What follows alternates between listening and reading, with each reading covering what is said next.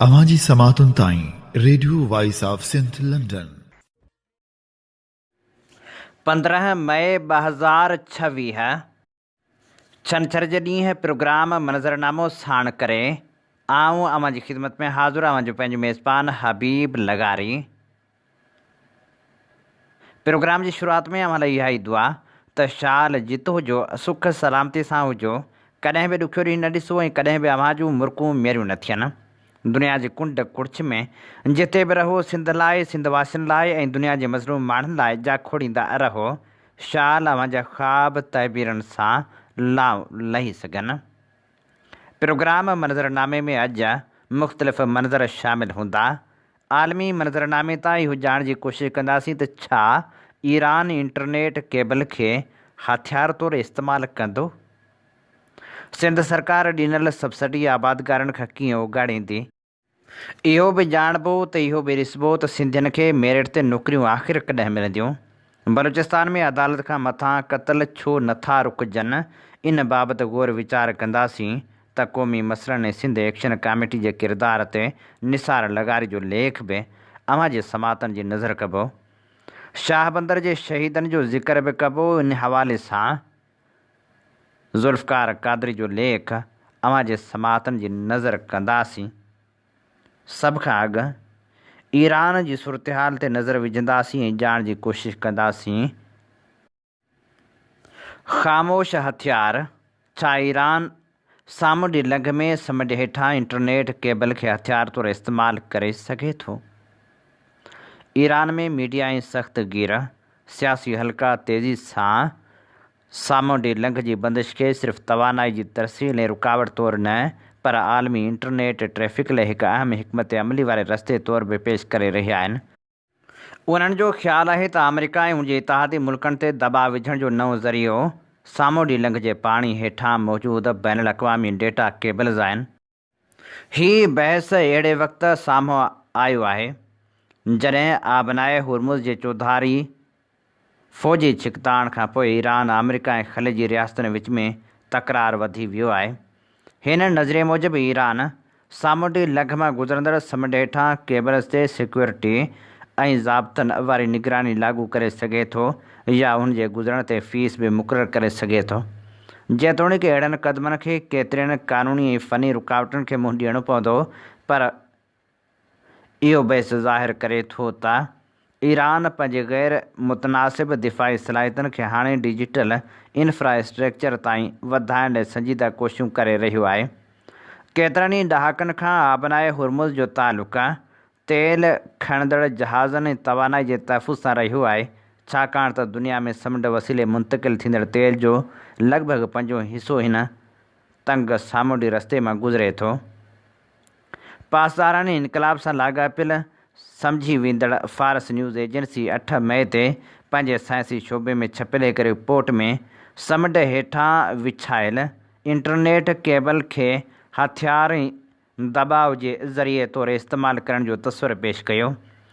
उहे केबलूं यूरोप, विच ओभर ऐं एशिया विच में आलमी मवासिलात ऐं माली डेटा मुंतक़िल कनि थियूं।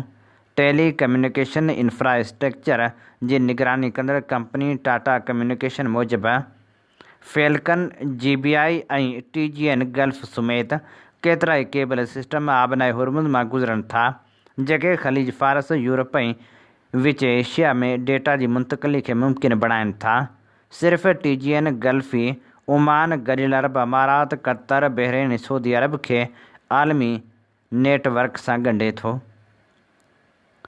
मेटा, गूगल ऐं माइक्रोसॉफ्ट जहिड़ियूं वॾियूं टेक्नोलॉजी कंपनियूं हाणे उन्हनि केबल ते वधीक भाड़ीनि थियूं। सॉफ्ट जहिड़ा माली निज़ाम बि उन्हनि नेटवर्कनि ते दारोमदार रखनि था। रिपोर्ट में चयो वियो आहे त जेकॾहिं तेल 20वीं सदी जो ॿारणु हो त डेटा 21वीं सदी जो ॿारणु आहे। ईरान खे हाणे ॿिन्ही रस्तनि ते जाग्राफ़ियाई बरतरी हासिलु आहे। पासदारनि इनक़लाब जी वेझी सम्झी वेंदड़ मशरक़ न्यूज़ बि अहिड़ो ई मौक़िफ़ इख़्तियार कंदे समुंड हेठां केबल खे ईरान जो ख़ामोश हथियार करार ॾिनो आहे, जेको सेंटकॉम ऐं उन जे साथियुनि खे मफ़लूज करे सघे थो। हीअ बहस अहिड़े वक़्तु साम्हूं आयो आहे जॾहिं ईरानी अमलदार बार बार चई रहिया आहिनि त तहरान ख़िते जी सिक्योरिटी हिकमत अमली जो ॿीहर जाइज़ो वठी रहियो आहे। ईरान ख़लीजी मुल्कनि ते अमरीकी फ़ौजी कार्रवाइनि में सहकार करण जो इल्ज़ाम बि हणी चुको आहे। ईरान जी सख़्तगीर मीडिया ऐं हुकूमत जे वेझनि हलकनि सिधी रीत केबलूं कटण या कब्ज़े में वठण जो मुतालबो नाहे कयो। उन जे ध्यान जो मर्कज़ टूल टैक्स, डिजिटल हुक्मरानी ऐं ज़ाब्तनि जे निफ़ाज़ ते आहे।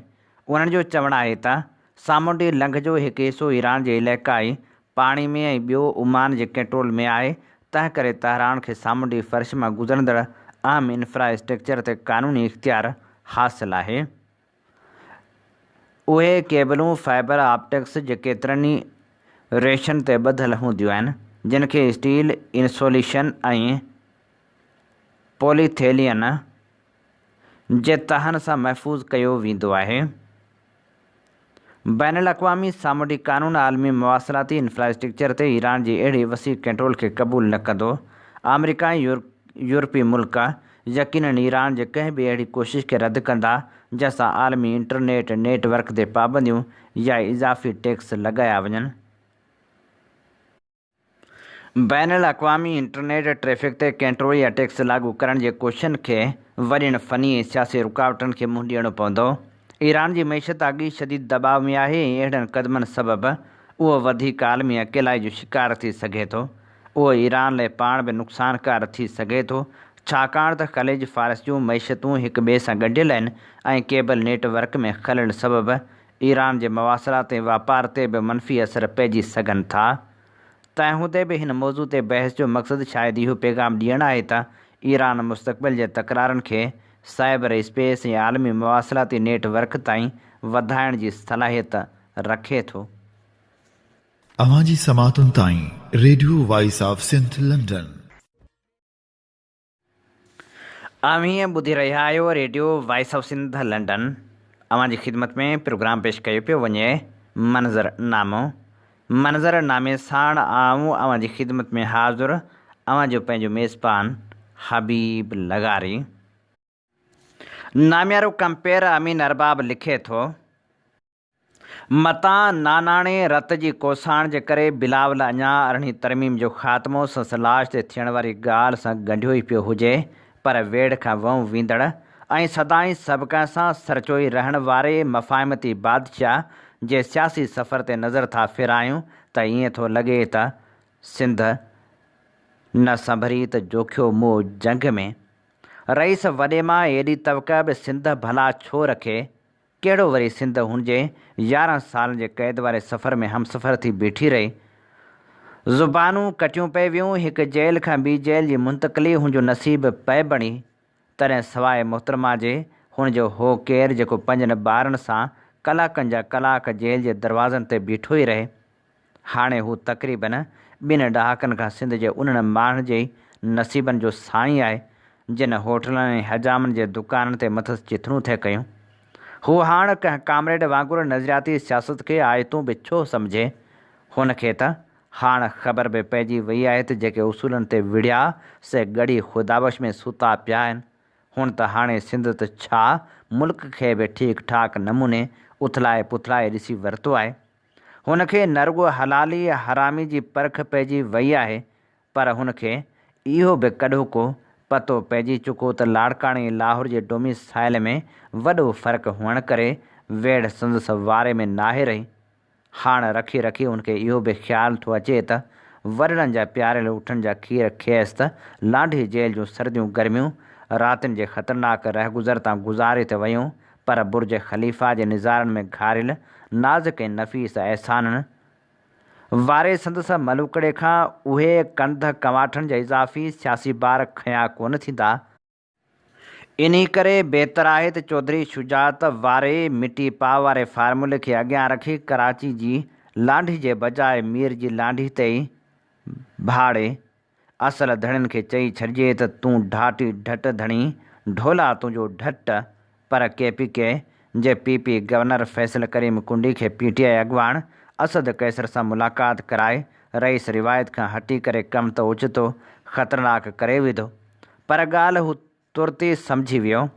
बिलावल सुमेत संस ख़ैर ख़्वान खे इस्लामाबाद छॾाए जॾहिं खांइसि हाणे छा कजे बाबति पुछाईं त तरसो अमां खां पुछी अचां वारनि हिननि हमराहनि जे तासिर खेसि नियापो इहो ॾिनो त जीअं थो मारी मछ तीअं न मरनि मछ मोरड़ा। भुटा त पाण आहियूं कोन जो ठुप जवाबु ॾेई कागर फाड़े हलिया वञूं ऐं वरी साल ॿिनि खां पोइ आवाम जे विच मैदान में लही ललकार कयूं।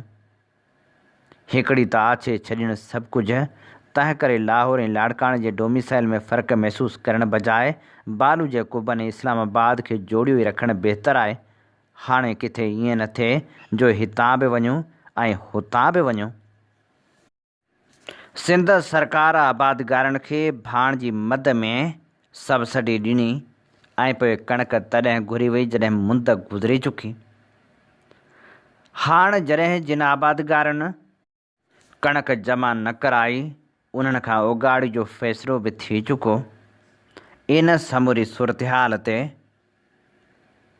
मंज़ूराबाद मां राजा हैदर अली थेबे लिखियो, हिकु सरकारी नोटिफिकेशन जो ख़बरनि में हुल हंगामो आहे त जिन आबादगारनि कणिक लाइ DAP भाण ते सब्सिडी वरिती पर कणिक न पोखी उन्हनि खां रक़म वापसि वरिती वञे। अहिड़ी हिदायत मुख़्तलिफ़ ज़िलनि जे डिप्टी कमिश्नरनि खे कई वई आहे ऐं उहो नोटिस उन्हनि लाइ आहे जिन DAP जा पैसा वरिता मगर कणिक पोखी न कई। उन्हनि खे यूरिया जी रक़म न मिली हुई। जंहिं वक़्तु कणिक जी पोखी जो वक़्तु अची रहियो हो त भाण उन वक़्तु बि मुहांगो हो, जंहिं करे निढे आबादगार कणिक पोखण खां पासो करण जो फ़ैसिलो कयो। अहिड़ियूं ख़बरूं ऐं वीडियोज़ सोशल मीडिया ते जॾहिं हलियूं त हुकूमत फ़ौरी तौरु इहो ऐलान कयो त आबादगार कणिक पोखनि। हुकूमत भाण लाइ सब्सिडी ॾींदी यानी रक़म ॾींदी त जीअं सूबे में कणिक जी खोट न थिए ऐं ख़ुराक जी खोट पैदा न थिए। उन बाद फारम भरण वारो सिलसिलो शुरू कयो वियो। फारम भरण वक़्तु के बि शर्त ज़ाब्ता क़ाइदा क़ानून न हुआ त हुकूमत कणिक ख़रीदारी कंदी।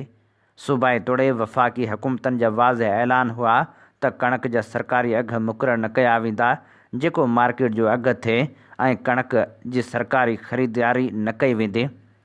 जॾहिं मौसमियाती तब्दीली ऐं गर्मी जी हिकु लहर अचणु सबबि कणिक फेबरवरी में लहणु शुरू थी त सिंध हुकूमत उन वक़्तु सुती पई हुई।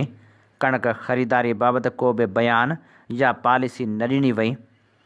ओचितो 28 मार्च ते सिंध हुकूमत निंड मां जाॻे ॾिठो त सिंध में कणिक लही वई आहे ऐं ओपन मार्केट में पहुचणु शुरू थी वई आहे। उन ॾींहुं शाम जो ॿिनि वज़ीरनि डोड़े अची प्रेस कॉन्फ्रेंस कई त असां 3500 रुपया फ़ी मण ते ख़रीदारी कंदासीं, जॾहिं त उन वक़्तु कणिक 3000 रुपयनि ते निंढो आबादगार विकिरो करे चुको हो। उन ऐलान बाद कणिक जी मार्केट चुरपुर शुरू कई ऐं रेट वधणु शुरू थियो पर हुकूमत 3500 ते टिक ॿधी बीही रही। ऐलान वारे ॾींहं ताईं 45% कणिक आबादगारनि खां निकिरी चुकी हुई। हाणे सिंध हुकूमत दाबा ऐं धमकियूं पई ॾिए त कणिक जमा करायो। तोड़ जो हिन वक़्तु कणिक जो अघु 4000 खां किरास करे चुको आहे ऐं हुकूमत उहा ई 3500 ते बीठी आहे त आबादगार जेको अॻे 3 सालनि खां मुसलसिल नुक़सानु खाईंदो पियो अचे उहो छो 3500 ते तव्हांखे कणिक ॾींदो। जेको शराफ़त करे ॻरा भाड़ा भरी कणिक तव्हांजे सेंटरनि ताईं पहुतो या त सेंटर बंदि हुआ या ख़राबु कणिक जो जवाबु ॼाणाए कणिक वापसि कई वई। मतिलबु ॿीणा भाड़ा वरी बि आबादगार खे भरणा पिया। उन खां अलावा जेका कणिक ख़रीद कई वई आहे उनजो ख़र्च फ़ी बोरी 25 खां 30 रुपया मज़दूरी जी मद में बि आबादगार जा कटिया विया आहिनि ऐं काफ़ी आबादगारनि खे अञा ताईं रक़म ई नाहे मिली। हाणे वरी चयो वियो आहे त कणिक न पोखींदड़नि खां सब्सिडी वापसि वरिती वेंदी। असां बि चऊं था त जिन कणिक पोखी न आहे उन्हनि खां भले वापसि बि वठो, मगर जिन कणिक पोखी उन्हनि खे तंग करण खां पासो कयो, परेशान करण खां पासो करियो। जेतिरो तव्हां तंग कंदा ओतिरो ई तव्हांखे चैलेंज साम्हूं ईंदा। कणिक जी सीज़न वरी बि अचणी आहे। उहे आबादगार, उहा सिंध, उहे तव्हां बि उते ई रहंदा। केर बि तव्हांजी ॻाल्हि आछ ते एतबार न कंदो।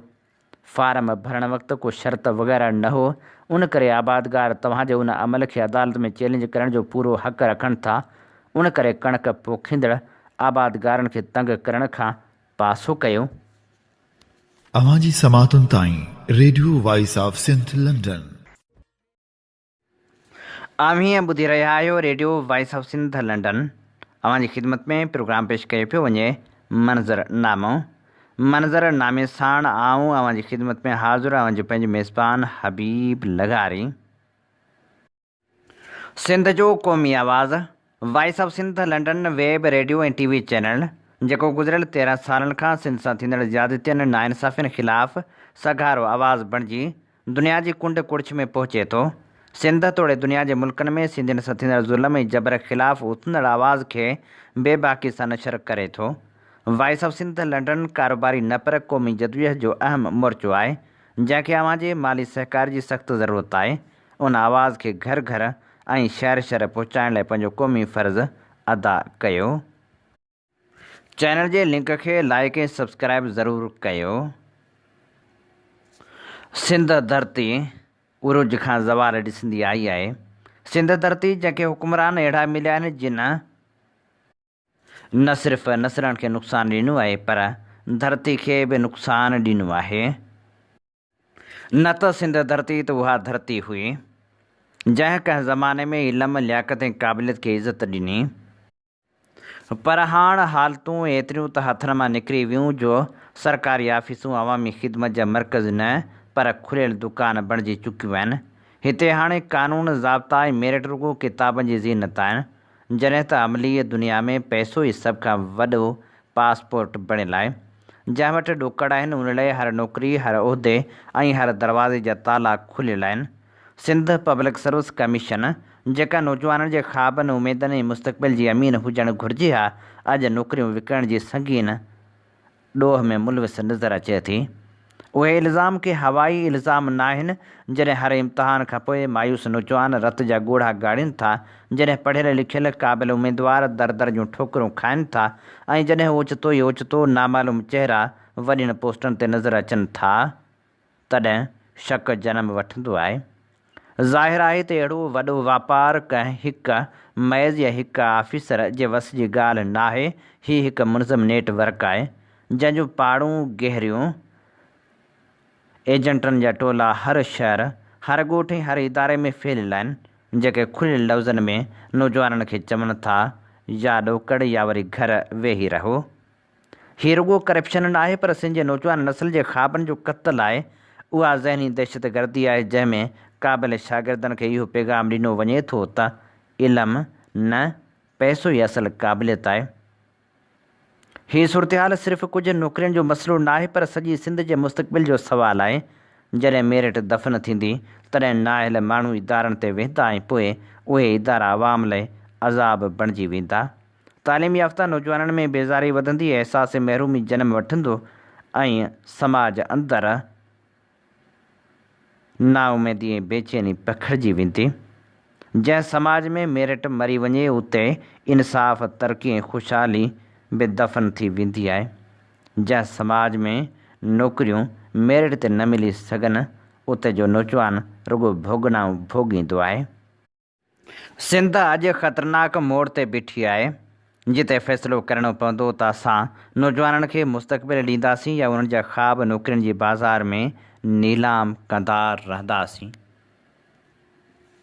ऐं हाणे बलूचिस्तान जी सूरतहाल जो जाइज़ो वठूं था। बलूचिस्तान में जॾहिं बि आज़ादी लाइ विढ़ंदड़ हथियारबंद तनज़ीमूं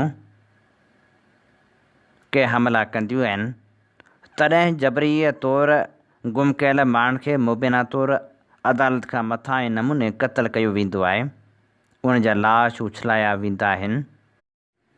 बलूचिस्तान में गुज़िरियल 2 ॾहाकनि खां बलोच नौजवाननि जो अदालत खां मथां क़त्ल कयो वञे थो। उन्हनि खे जबरी तौरु लापता कयो वञे थो। उन्हनि जा चचरियल लाश मिलनि था। बलूचिस्तान में मीडिया ते पाबंदियुनि ऐं रियासती सख़्तियुनि सबबि सिर्फ़ु कुझु वाक़िया दुनिया जे साम्हूं अची सघनि था जॾहिं त हिन वक़्तु बलूचिस्तान हिकु संगीन इंसानी बहिरान खे मुंडी रहियो आहे। पाकिस्तान जूं मुक़्तदर क़ुवतूं सम्झनि थियूं त जबरी गुमशुदगियुनि रियासती जबर इज्तमाही सज़ा ऐं हिरासती क़त्लनि ज़रिए हूअ बलोच बग़ावत खे ख़तमु करे रहिया आहिनि, पर बलूचिस्तान जे ज़मीनी हक़ीक़तनि मां वाज़ह आहे त उहे रियासती पॉलिसियूं बलोचनि ऐं पाकिस्तान जे विच में लाॻापनि खे वधीक कमज़ोर करे रहियूं आहिनि। ज़रूरत इन ॻाल्हि जी आहे त जबरी गुमशुदगियुनि वारा वाक़िआ फ़ौरी तौरु रोकिया वञनि। सिंध जा अहम क़ौमी मसइला ऐं सिंध एक्शन कमेटी जे उनवान हेठि कामरेड निसार लगारी लिखियो। सिंध हिन वक़्तु जंहिं हिकु ख़ासि सूरतहाल मां गुज़री रही आहे, अहिड़ी ख़तरनाक सूरतहाल अॻु कॾहिं बि न रही आहे। ख़ासि तरह पंहिंजे वसीलनि, क़ौमी तबक़ाती हक़नि समेत सियासत खां लातालगी जे सिलसिले में सिंध विरहाङे खां अॻु ऐं पोइ मुसलसल जदोजहद में रही आहे। अॻे तारीख़ में वॾियूं शख़्सियतूं जदोजहद कंदियूं हुयूं या उन्हनि जी क़यादत में जदोजहद थींदी हुई। हाणे उहा जदोजहद सिंध जे हर हिकु कारकुन जी ज़िम्मेवारी थी पई आहे, जेका यकीनन हिकु नई सूरतहाल आहे ऐं बहितर सूरतहाल बि आहे। हिन वक़्तु सिंध खे वॾा वॾा वजूदी मसइला बि आहिनि जिन ते वॾी अवामी जदोजहद जी ज़रूरत आहे। सिंधु दरिया जेको हिन समूरी तहज़ीब तमदन जो ख़ालिक़ आहे, उहो सख़्तु ख़तरे हेठि आहे। हिन वक़्तु बि सिंध में पाणी जी शदीद खोट आहे। कोटड़ी डाउन स्ट्रीम ते फ़क़्ति 12,000 क्यूसिक पाणी छॾियो पियो वञे। सिंध में पाणी जी शदीद खोट थियण जो ख़तरो वधियलु आहे। माण्हू पीअण तोड़े ज़रायत जे पाणी लाइ परेशान आहिनि। जॾहिं कोटड़ी डाउन स्ट्रीम ते 12,000 क्यूसिक पाणी छॾियो पियो वञे त हेठि छा सूरतहाल हूंदी। ख़ासि तरह इंडस डेल्टा खे हथ सां क़तल कयो वियो आहे। जेको अमल जारी आहे उहो हिकु मसइलो ई एतिरो वॾो आहे जेको मजबूर करे थो त पंहिंजे वजूद जे बचाव लाइ जदोजहद कई वञे। हिन वक़्तु सिंध खे गॾियल जदोजहद ऐं हिकु वॾे इतिहाद जी जेतिरी ज़रूरत आहे, अहिड़ी कॾहिं बि न हुई। उन ज़रूरत खे महसूसु कंदे सिंध एक्शन कमेटी पंहिंजे वसाइर जदोजहद जारी रखियो पई अचे। हीअ जदोजहद हिकु जमायत फ़र्द या गिरोह जी नाहे, पर समूरी क़ौम जी जदोजहद आहे। उन लाइ वॾे फ़िक्री नज़रियाती अमली हमाहंगी जी ज़रूरत आहे, जेका तारीख़ जी अहम घुरिज आहे। इतिहाद खे वसी करणु, उनखे अॻिते वधाइण जो कमु बि तारीख़ जे ज़िम्मेवार फ़र्दनि जो कमु आहे। सिंध जो समाज हिन वक़्तु इज्तमायत जो घुरिजाउ आहे, जेको ग़ैरमामूली नतीजा ॾेई सघे थो। बबरलो उन जो हिकु अहम मिसाल आहे। उहो तारीख़ जो ताज़ो मिसाल आहे जंहिं सिंध जे समाज जी इज्तमायत खे ज़बरदस्त अंदाज़ में ज़ाहिर कयो। ईंदड़ वक़्तु अञा वधीक इज्तमायत जो घुरिजाउ हूंदो, उन लाइ तयारियूं करणु घुरिजनि। सिंध एक्शन कमेटी तरफ़ां ताज़ो ठठे शहर में क़ौमी कॉन्फ्रेंस मुनक़िद कई वई, जंहिं में सिंध सां थींदड़ ज़्यादतियुनि ते आवाज़ु उथारियो वियो। सिंध में बुख, बदहाली, बदअमनी, बेरोज़गारी, बदतरीन तर्ज़ हुकूमत, करप्शन, जियाला नवाज़ी ऐं करबा परवरी जी ज़िम्मेवार पीपल्स सरकार खे क़रार ॾिनो वियो ऐं चयो वियो त पीपी हुकूमत 18 सालनि में अंदाज़न 21,000 अरब रुपया करप्शन तौरु हड़प कया आहिनि, जंहिं करे अॼु अमीर सिंध जा 70% माण्हू गुरबत जी आलमी लकीर खां बि हेठि ज़िंदगी गुज़ारे रहिया आहिनि। क़ौमी कॉन्फ्रेंस में सिंधु दरिया ते भाषा डैम समेत नवां डैम ऐं कैनाल ठाहिण वारो सिलसिलो बंदि करण जो मुतालबो कयो वियो।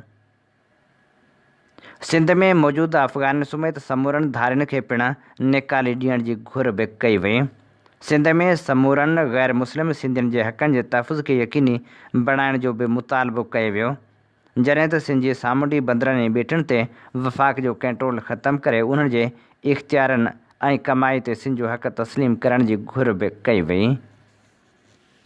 अवां जी समातुनि ताईं radio voice of Sindh London.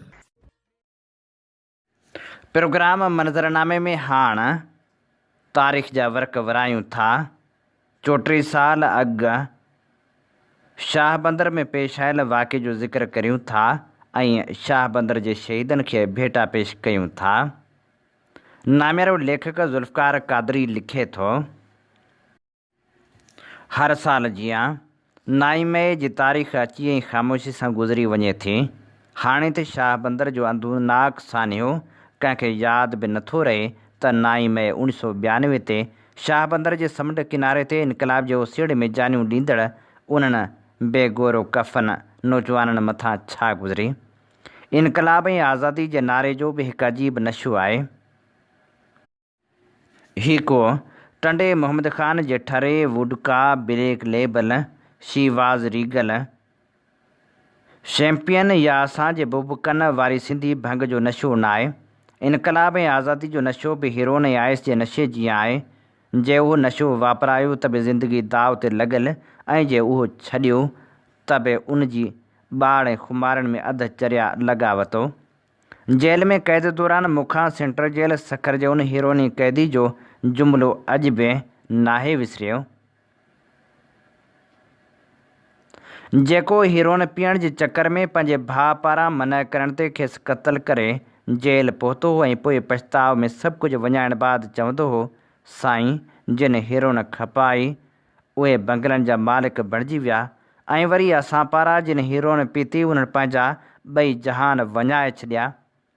शागिर्दी वारे दौर में जॾहिं असां पारां नौजवान इनकलाब जे सैर खां मुतासिर थियल जग मशहूरु रूसी अदीब ऐं नावल निगार मैक्सिम गोर्की जे नावल माउ खां अलावा ॻाढ़ो लालटीन होचीमन जी आत्म कहाणी ची गवेरिया जी डायरी मूसा से मार्क्स तक दुनिया में तहज़ीब का इर्तिका खां अलावा रूस, चीन, वियतनाम, क्यूबा, एंगोला ऐं दुनिया जे ॿियनि मुख़्तलिफ़ मुल्कनि अंदरि आयल इनकलाबनि ऐं आज़ादी जे तहरीकनि बाबति लिखियल किताब पढ़ी ईअं महसूसु कंदा हुआसीं त जो हिते बि को मार्क्स, लेनिन, माओज़ेतुंग, होचीमन, फिडेल कास्त्रो ची गवेरिया जनम पियो वठे। पोइ असां हूंदा हुआसीं ऐं असां मथां हीरोइन जे नशे जहिड़ो इनकलाब जो नशो हूंदो हो। असां उन ईंदड़ इनकलाब ऐं आज़ादी जे नशे वारे खुमार में एतिरो त गुम हूंदा हुआसीं जो असांजे केतिरनि दोस्तनि त रूसी कामरेडनि जे नाले खां मुतासिर थी पंहिंजनि ऐं पंहिंजे दोस्तनि जे नाले पुठियां अखर फ़े ईअं जोड़े छॾियो जीअं अॼोके दौर में पुराणनि गाननि खे रीमिक्स करे पेश कयो थो वञे। पोइ कादरी मां कादरूफ़ ऐं शबीर मां शबीरूफ़ बणिजी वियासीं। इनकलाबी तहरीकनि बाबति लिखियल किताबनि जा उहे सुफ़ा जेके उन राह ते हलंदड़नि मथां थींदड़ तशदुद, तकलीफ़ुनि, पीड़ा ऐं रियासती इदारनि पारां थींदड़ तशदुद बाबति हूंदा हुआ, से पढ़ण सां मज़ाहिमती सोच ऐं हौसले खे तक़वियत मिलंदी हुई। अहिड़े ई इनकलाबी सोच ऐं राह जे नौजवान मुसाफ़िरनि खे 9 मई 1992 ते मारे संदन लाश शाह बंदर जे समुंड किनारे फिटा कया विया। 9 मई 1992 ते मुर्तज़ा मरडाणी, रज़ा, मोहम्मद अली भुट्टो, नवाज़ लाखो, अहमद अली सुमरो, यूसुफ कलो, मज़हर, इक़बाल भट्टी जा बेगोरो कफ़न लाश उन इनकलाब ऐं आज़ादी जे ओसीड़े में समुंड किनारे पिया रहिया, जॾहिं त 14 नौजवाननि हसन राजड़, बगन ख़ासकेली, मक़सूद बुले, गुलाब माछी, नज़ीर लगारी, रफ़ीक सुमरे, रहमतुल्लाह मल्क, सदरुद्दीन खुआरो, पीर बख्श पंवर, सदरुद्दीन सोलंगी, ख़ानमुहम्मद मेमण, मेहार ख़ासकेली, अली नवाज़ मेमण ऐं प्रेम कुमार खे ज़िंदा गिरफ़्तार करे टार्चर सेलनि में मोकिलियो वियो। FIR में मीर मुर्तज़ा भुट्टो खे उन केस जो मास्टर माइंड करार ॾिनो वियो। दरअसल उहो वाक़ियो 9 मई 1992 ते पेश आयो हो, जॾहिं खुलियल समुंड में पाकिस्तानी हदनि खां 250 नाटिकल मैल परे पाकिस्तान नेवी जी स्पेशल टास्क फोर्स जे कमांडोज़ हिक होड़े खे रोकण जी कोशिश कई ऐं लांच वार्निंग बावजूदि न बीठी त नेवल टास्क फोर्स मदद लाइ हेलीकॉप्टर खे तलब कयो ऐं लांच ते फायरिंग कई, जंहिंजे नतीजे में 7 नौजवान मारिजी विया ऐं 14 नौजवान ज़िंदा पकड़िया विया। 2 ॾींहंनि ताईं नौजवाननि जा लाश शाह बंदर समुंड किनारे पिया रहिया। आख़िर 11 मई ते नेवल टास्क फोर्स वारनि लाॼूं थाणे जे SHO खे तलब करे सरकार जी फ़रियाद में FIR दर्ज कराई। उन बाद कराची मां हेलीकॉप्टर ते साफ़ियुनि जी हिकु टीम घुराए नेवल टास्क फोर्स जे लेफ्टिनेंट कमांडर सईद अख्तर भट्टी मीडिया वारनि खे ब्रीफिंग ॾींदे ॿुधायो त नेवी जी स्पेशल टास्क फोर्स जा कमांडोज़ गश्त ते हुआ त खेनि हिकु लांच नज़र आई। टास्क फोर्स वारनि खेनि बीहण जो चयो, लेकिन हुननि फ़रार थियण जी कोशिशि कई। जवाबी तौरु उन्हनि मथां फायरिंग कई वई, जंहिंमें अल ज़ुल्फ़कार जा 7 दहशतगर्द मारिजी विया ऐं 14 गिरफ़्तार कया विया आहिनि। गिरफ़्तार जवाबदारनि वटां हथियार, मुख़्तलिफ़ ख़त, दस्तावेज़ ऐं वॾे पैमाने ते सोन ऐं पाकिस्तानी करंसी हथ आई आहे। गिरफ़्तार थियलनि जो तालुक़ु अल ज़ुल्फ़कार सां आहे ऐं हू हिकु पाड़ेसरी मुल्क में तरबियत हासिलु कंदा रहिया आहिनि। हाणे बि हू तरबियत ख़ातिर उन पाड़ेसरी मुल्क वञी रहिया हुआ। साफ़ियुनि खे सिर्फ़ु ब्रीफिंग ॾेई वापसि कराची आंदो वियो। ॿिए तरफ़ 3 ॾींहंनि खां समुंड किनारे पियल नौजवान जे लाशुनि खे प्लास्टिक में वेढ़े कराची ईदी जे मुर्दा खाने मुंतक़िल कयो वियो। उन वाक़िए नेवल टास्क फोर्स जी प्रेस कॉन्फ्रेंस जे जवाब में मीर मुर्तज़ा भुट्टो जे हामी सपाफ वर्किंग कमेटी बयान जारी कयो त उन्हनि सभिनी नौजवाननि खे घरां खंभे गुम करे मारियो वियो आहे। उन्हनि नौजवाननि जो कंहिं बि दहशतगर्दी या दहशतगर्द तनज़ीम सां को वास्तो न आहे। असां वटि इनकलाब ऐं धरती जी आज़ादी जी आस में कई नौजवान पंहिंजे जाननि जा नज़राना ॾींदा रहिया आहिनि। असां वटि आलमियो इहो आहे त लीडर त पंहिंजी जान बचाए वञनि था, पर अहिड़े न ख़्वाबनुमा तहरीकनि जो खाज अक्सर उहे कारकुनी बणिजंदा आहिनि। उन वाक़े जे 1.5 साल बाद नवंबर 1993 में उन मुबीना तनज़ीम अल ज़ुल्फ़कार जो सरबराह मीर मुर्तज़ा भुट्टो वापसि वतन पहुतो। जेतोणीकि हू अल ज़ुल्फ़कार जे हथियारबंद जदोजहद खे ख़ुदा हाफ़िज़ चई जमहूरी सियासी जदोजहद जो हिसो बणिजण वास्ते वतन वापसि वरियो हो।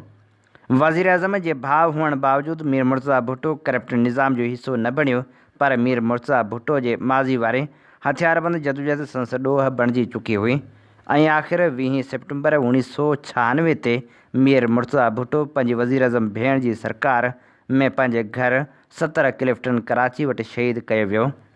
मीर मुर्तज़ा भुट्टो जे नाले ऐं आज़ाद सिंध जे नाले में सियासत जो दुकान खोले कई जोधा जुवान लग्ज़री गाॾियुनि ऐं बंगलनि जा मालिक बणिजी विया, जॾहिं त सिंधु देश ऐं मीर मुर्तज़ा जे सचे आशिक़नि पंहिंजूं जानियूं टोड़ी फाटक शाह बंदर बाखोड़ो मोरी ऐं रियासती इदारनि जी अज़ियत गाहनि में घोरे छॾियूं। बाक़ी वरी जिन सिंध जी आज़ादी वारी तहरीक ऐं अल ज़ुल्फ़कार मीर मुर्तज़ा जे नाले खे हिरोण जियां खपायो, उहे टेकिजी विया। हीअ असीं अवां जी ख़िदमत में पेश करे रहिया हुआसीं ख़ूबसूरत लेखक ज़ुल्फ़कार क़ादरी जो लेख। इन ते ई प्रोग्राम मंज़रनामे जो वक़्तु पुॼाणी ते पहुचे थो। पंहिंजे मेज़बान हबीब लगारी खे इन साॻी दुआ सां ॾींदा इजाज़त। वसे भिट तुंहिंजी भलारा सदा, सदा देस परदेस सारा वसन, कॾहिं सींद सिंजी न मेरी थिए, कॾहिं मोड़ कंहिंजा न मुरझाइजनि। अवां जी समातुनि ताईं radio voice of Sindh London